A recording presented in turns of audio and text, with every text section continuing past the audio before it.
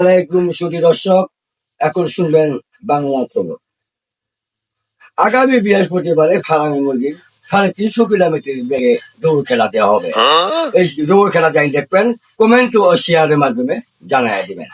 ঢাকা টঙ্গী থেকে এয়ারপোর্ট পর্যন্ত বেড়িবাঁধ বাঁধার খবর আকর্ষণ করা হয়েছে।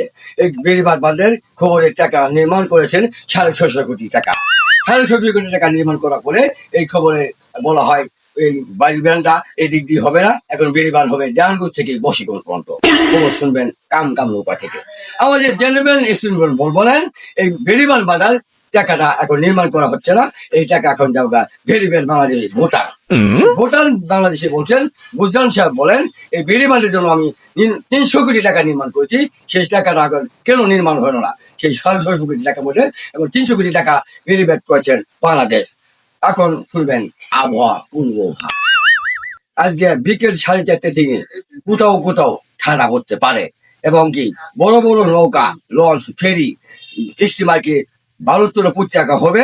আর নৌকার মধ্যে দই বাটানো হবে, ছাগলের দুধ, ব্যাঙ্গের মুখ এবং মোষের দুধ দিয়ে দই বাটানো হবে। খবরে বলা যায় খুব স্বাদ হবে এই দই। খবর শুনবেন কামরূপা SR চ্যানেল থেকে। আসসালামু আলাইকুম।